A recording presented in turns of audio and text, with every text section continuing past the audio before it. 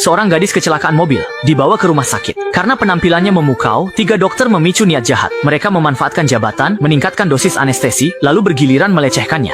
Meskipun gadis itu tak bisa bergerak, kesadarannya tetap jelas, dan ia sangat menyadari apa yang dialaminya. Yang lebih parah lagi, kejadian ini dengan cepat menyebar di rumah sakit. Namun pada akhirnya, karena kurangnya bukti, ketiga pelaku tidak hanya lolos dari hukuman, malah karier mereka melesat dan menjadi pejabat setingkat direktur rumah sakit. 10 tahun kemudian, seorang wanita mempesona muncul di hadapan salah satu dokter. Bibir merah menyala dan tulang selangkanya yang seksi membuat sang dokter terpesona dan kehilangan akal. Namun tepat saat suasana semakin intim, wanita itu tiba-tiba menekan lehernya dengan kakinya, lalu dengan cepat mengeluarkan pisau dan memotong arteri utamanya. Baru setelah pria itu benar-benar berhenti bernapas, ia pergi dengan santai. Tak lama, polisi menerima laporan dan segera datang ke lokasi. Namun, selain satu mayat, tak ada petunjuk berguna di tempat kejadian. Mereka bahkan tak tahu bagaimana pelaku melarikan diri. Dan kebetulan kamera pengawas koridor rusak sejak kemarin. Karena tak ada pilihan, detektif Lao Cui, penanggung jawab kasus ini, hanya bisa berharap pada hasil laporan otopsi. Teknik pisau pelaku sangat bersih dan rapi. Setiap tusukan hanya mengenai arteri utama dan dilakukan dengan sangat ringan. Cara kematian seperti ini sangat menyakitkan. Korban hanya bisa menyaksikan darahnya sendiri mengalir habis dalam rasa sakit yang luar biasa hingga meninggal. Meskipun sudah mengetahui penyebab kematian, Lao Cui tetap kebingungan dan masih belum menemukan petunjuk apapun tentang pelaku. Masalah belum selesai, justru masalah baru muncul. Tak lama, polisi menerima laporan kasus lain. Korbannya direktur rumah sakit yang sama. Cara kematian keduanya persis sama. Jelas dilakukan orang yang sama. Rangkaian pembunuhan berturut-turut membuat seluruh rumah sakit panik. Saat Lao Cui kehabisan akal, ia tak sengaja mendengar rahasia 10 tahun lalu dari petugas kebersihan. Meskipun terkejut, kasus ini mendapat perkembangan baru. Untuk membuktikan rumor tersebut, Lao Cui segera mencari orang terakhir yang selamat, yang saat itu sudah menjadi direktur rumah sakit bedah plastik. Setelah kembali ke kantor polisi, Lao Cui segera mulai menyelidiki semua perempuan yang pernah menjalani anestesi total di rumah sakit 10 tahun lalu, dengan rentang usia antara 16 hingga 19 tahun. Namun, hanya ada satu orang yang memenuhi kriteria tersebut, yaitu Xiao Xuo, bintang besar yang kini sangat terkenal di Korea. Demi memecahkan kasus ini, polisi memanggil Xiao Xuo untuk dimintai keterangan, meskipun harus menghadapi tekanan yang sangat besar.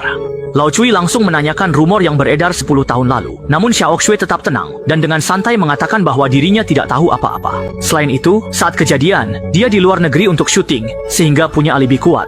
Sementara itu, kasus ini kembali buntu. Dalam perjalanan pulang, Lao Cui kebetulan melihat toko daging babi baru di ruko kosong. Anehnya, meski belum beroperasi, sudah ada antrian panjang di depan pintu, dan semuanya laki-laki. Baru ketika sang pemilik toko wanita keluar, tujuan mereka pun menjadi jelas. Melihat sosok pemilik toko yang memesona, Lao Cui langsung terpikat dalam sekejap. Di hari-hari berikutnya, dia datang setiap hari untuk membeli daging. Tujuannya hanya agar bisa berbicara lebih lama dengan nyonya pemilik toko. Meskipun terjebak dalam kubangan cinta, Lao Cui tetap tidak melupakan misinya. Karena kasus yang ia tangani belum juga menemukan petunjuk, ia hanya bisa memperketat perlindungan terhadap target. Namun pada malam itu juga, si pembunuh benar-benar muncul. Ia diam-diam mengikuti seorang pelayan dari belakang, menunggu saat yang tepat dengan tenang. Melihat sosok itu berjalan menjauh, Lao Cui segera mengejarnya, namun pada akhirnya tetap terlambat selangkah. Selain itu, karena si pembunuh selalu mengenakan topeng, identitasnya sama sekali tidak bisa dipastikan. Tak sabar, Lao Cui akhirnya membawa pisau mencoba peruntungan dan benar-benar menemukan petunjuk. Entah mengapa, Lao Cui tiba-tiba teringat pada nyonya pemilik toko daging yang ramah. Namun pada saat yang bersamaan, ia justru dipanggil kembali ke kantor polisi oleh rekannya yang bertugas.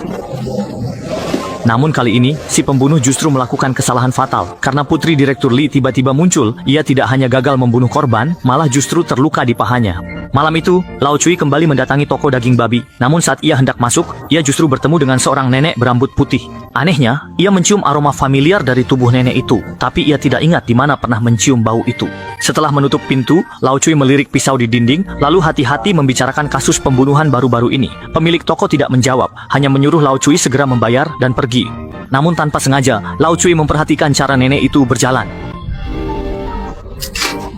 Setelah berkata demikian, ia langsung menekan nenek itu ke atas meja, lalu mengangkat rok nenek tersebut, dan benar saja, ia menemukan luka yang dibalut perban. Mungkin karena kebersamaan mereka belakangan ini, atau mungkin juga karena posisi mereka yang terlalu intim, keduanya pun tanpa sadar saling berciuman.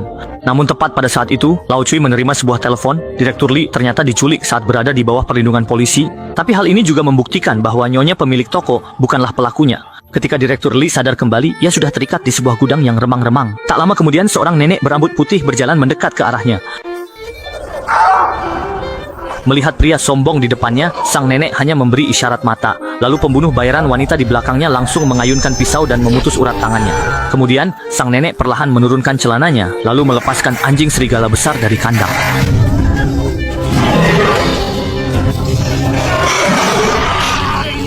Akhirnya pria itu harus membayar mahal atas kejahatan yang pernah dilakukannya di masa lalu.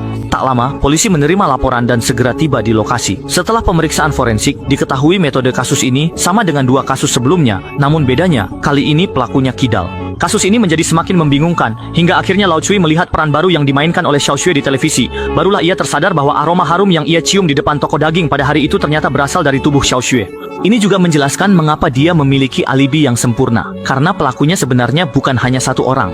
Penilaian Lao Cui sangat tepat, Xiao Xue memang gadis yang dilecehkan. Selama bertahun-tahun, ia hidup dalam penderitaan bak neraka, hingga akhirnya ia menjadi cukup kuat dan memutuskan membalas dendam dengan membunuh. Xiao Xue tidak tertangkap, dia menggunakan tabungannya untuk membuka lembaga khusus melindungi perempuan. Kedua kakak beradik yang menghilang tidak pernah berhenti menjalankan rencana pembunuhan mereka, karena target mereka adalah bajingan yang lolos dari hukuman hukum.